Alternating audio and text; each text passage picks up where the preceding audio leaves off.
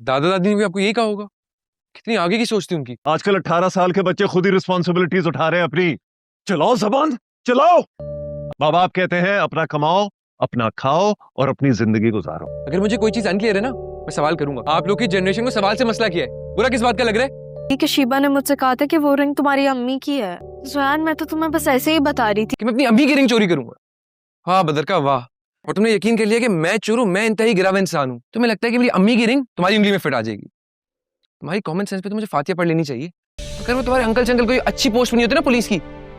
तुम खुद चोर हो, खुद चोरी का सामान जो बेचती हो।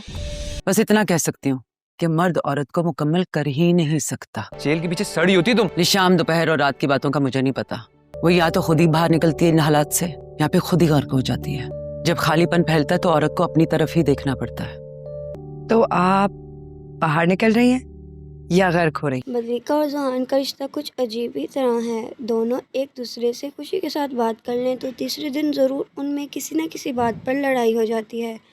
अभी कुछ दिन पहले ही शीबा ने दोनों की सुलह करवाई थी, मगर अब फिर से दोनों एक दूसरे के साथ लड़ाई करके बैठ गए हैं।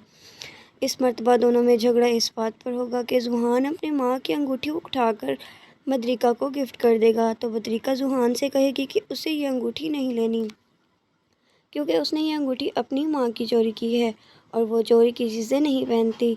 तो ज़ुहान को इस बात पर गुस्सा आ जाएगा और उल्टा बदरिका से कहेगा कि असल चोर वो खुद है जो चोरी की चीज़ें बेचती है।